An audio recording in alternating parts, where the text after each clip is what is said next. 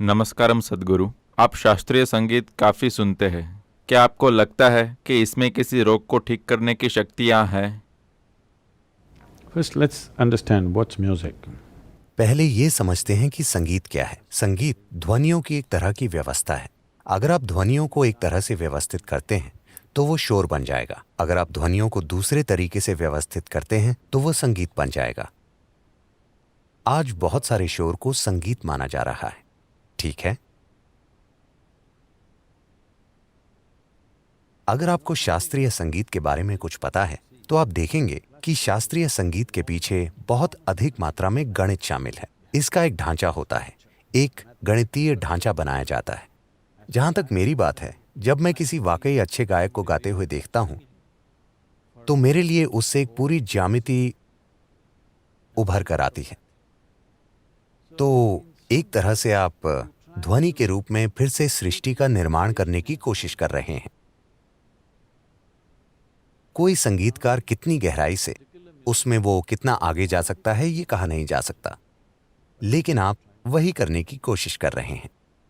आप ज्यामितीय पैटर्न्स की खोज करने की कोशिश कर रहे हैं, वो सभी जटिल पैटर्न्स जो सृष्टि के रूप में संभव हैं, क्योंकि सृष्टि बस ध्वनियों का या स्पंदनों का एक जटिल मिश्रण है। तो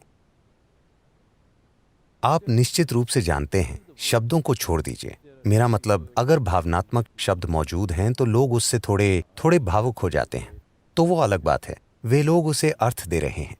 बिना किसी शब्द के भी संगीत आंसू ला सकता है, संगीत आनंद ला सकता है, संगीत प्रेम ला सकता है, संगीत लोगों में मूड, भावनाएं और अनुभव पैदा कर सकता है, बस ध्वनि से ही, शब्दों का इस्तेमाल किए बिना। शब्द यानी ये मानसिक पैटर्न है, ध्वनि यानी ये अस्तित्व से जुड़ा पैटर्न है। तो इसलिए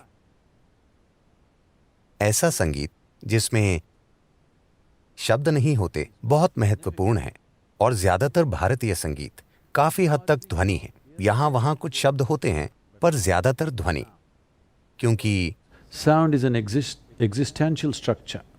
ध्वनि एक अस्तित्वगत संरचना है। शब्द, किसी शब्द का अर्थ एक मानसिक संरचना है। अगर मैं तमिल में एक गीत गाता हूं तो आपके लिए उसका कोई अर्थ नहीं है, क्योंकि शायद आप वो भाषा नहीं समझते। अगर आप किसी दूसरी भाषा में गाते हैं जो मैं नहीं जानता तो मेरे लिए उसके कोई मायने नहीं है, क्योंकि मुझे मतलब नहीं समझ में आता। लेकिन ध्वनि की प्रकृति ऐसी नहीं है। अगर ध्वनि को एक विशेष ज्यामिति में व्यवस्थित किया गया है तो इससे कोई फर्क नहीं पड़ता कि आप कौन हैं। ये आपकी भावनाओं को नहीं छूता, लेकिन ये आप जो हैं उसके अंतरतम को छू लेता है, उस मौलिक तरीके से जिस तरह से ये सृष्टि यहाँ घटित हुई है। तो ये जीवन को छूने की एक कोशिश है। ये कोशिश है जीवन की नकल करने की, एक अलग रूप में, जो एक जबरदस्त चीज है। और क्या लोग इससे स्वस्थ और ठीक हो जाएंगे? बिल्कुल, अगर आप सही पिच को छू लें।